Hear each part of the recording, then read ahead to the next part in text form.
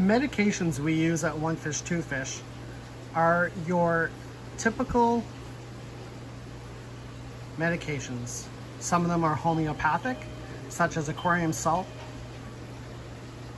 New to the Canadian market is Supertech, a product made right here in the Maritimes in PEI. Originally made for the salmon farm industry to help with fungus in the production of eggs in the salmon farm industry. We also use Titan Blue here at One Fish, Two Fish. Titan Blue can be used as a fungus and some parasites. We also use Titan Green. And then sometimes we will also use Titan Violet. One thing to note is that these medications are not all used for the same disease or parasites. Some of these medications cannot even be mixed together, such as Titan Violet and Titan Green. Titan Violet and Titan Green produce toxicity within your aquarium which can harm your fish. One of the biggest components of fish keeping and animal husbandry is the observation of your animal. Observation is the key to take notes, see the progression of the disease, and then act accordingly.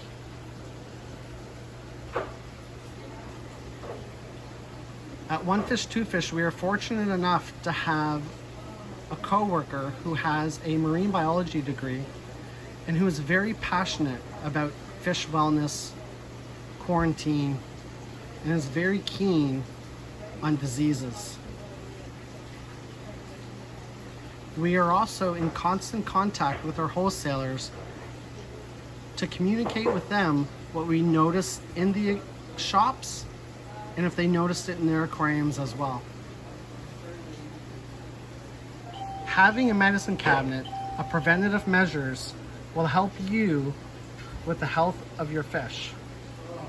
Having these on hand will help you relieve the stress, preventative measures, and also help cure them or see them through the process of their infection. One of the most common parasites we are all aware of is ick.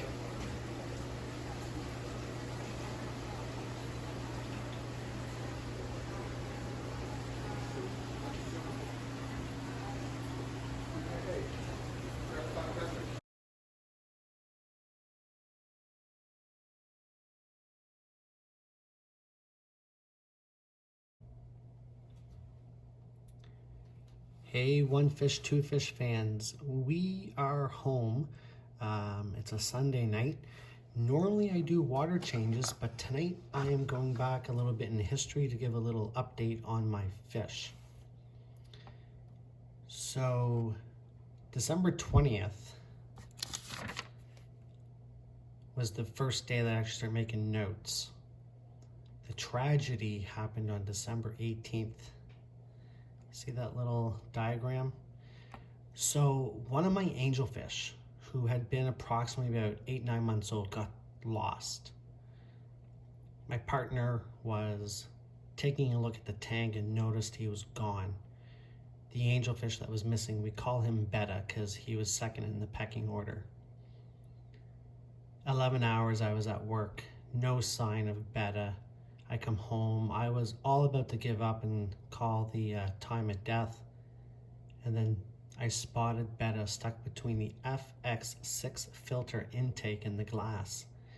That is like 1/8 of an inch wide, not much space at all. Brought him out, investigated, had a peek. So what I did was, on the 18th of the injury, I noted what had happened. And then on the second day, I wrote down more notes. As you guys can tell, I keep track of my parameters, my fertilization, and then notes about my fish behavior and anything that needs to be kind of noted.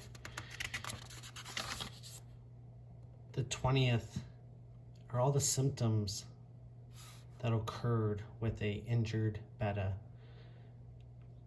His name is Betta. He's an angelfish, so please don't get confused. So yeah, so he was really beat up. He had a hemorrhaged pectoral fin, shredded. His tail fin was nipped at, most likely from all the other fish in the aquarium, thinking it was a free meal. His dorsal fin was shredded. He was just tired. So I wrote down his behavior so I can kind of keep track of it. He was stationary, no eating, rapid mouth. Found him in the center of the tank. Another fish picks on him. He attempted to eat a morsel for the first time in 2 days. I tracked his behavior. Was he still hiding? Was the other fish still picking on him? Was this an opportunity for Charlie, my third angelfish, to pick on the second fish and maybe move up in the pecking order?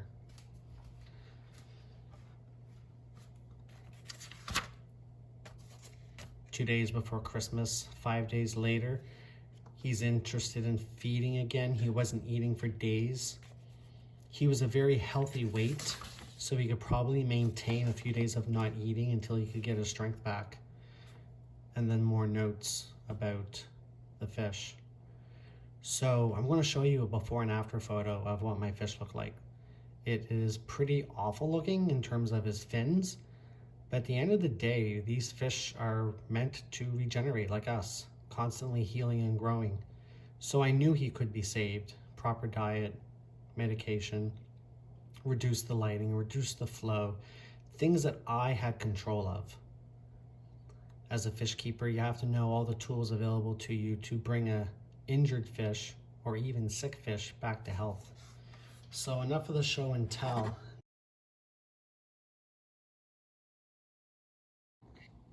So guys, that is the fish I call Betta. He was stuck behind the filter. Look at those gorgeous, gorgeous fins. The coloration, the uniformity, all intact, no fraying. A very strong, healthy angelfish. And this one, look at that tail. So the striped fish is Betta. This one is Charlie.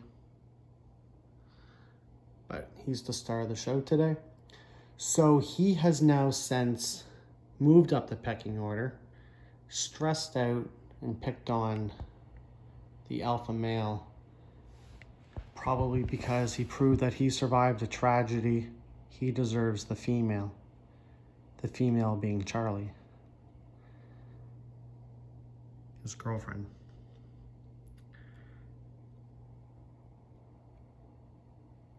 He's a very assertive fish.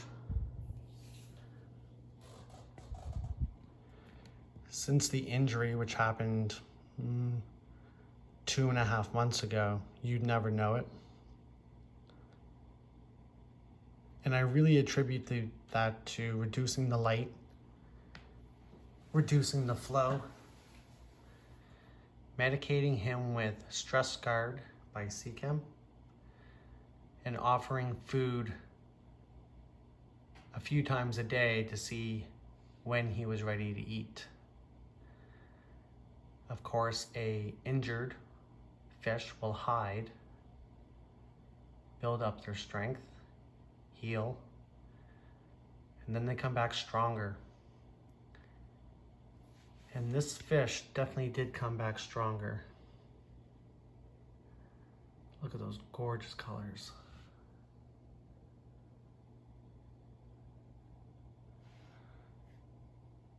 So that's my story about StressGuard and having an injured fish. Just as if you were to be outside playing with your kids and your kid falls down the monkey bars and he's got all scratches and beat up, little TLC, a Band-Aid, maybe some polysporin, call it a day. You check on it and you move on and you grow up just like your fish. So now we're going to go back to the shop and continue on with what we do at One Fish, Two Fish. and how a lot of the techniques that we use in the shop can also be used at home.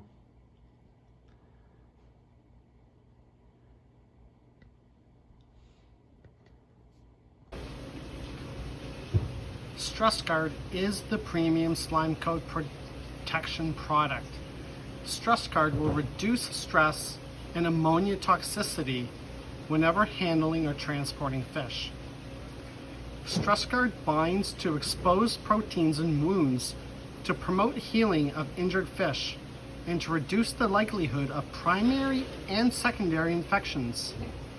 StressGuard is compatible with all medications except those that are copper-based. StressGuard is not amino-based and will not interfere with purigen or hypersorb regeneration.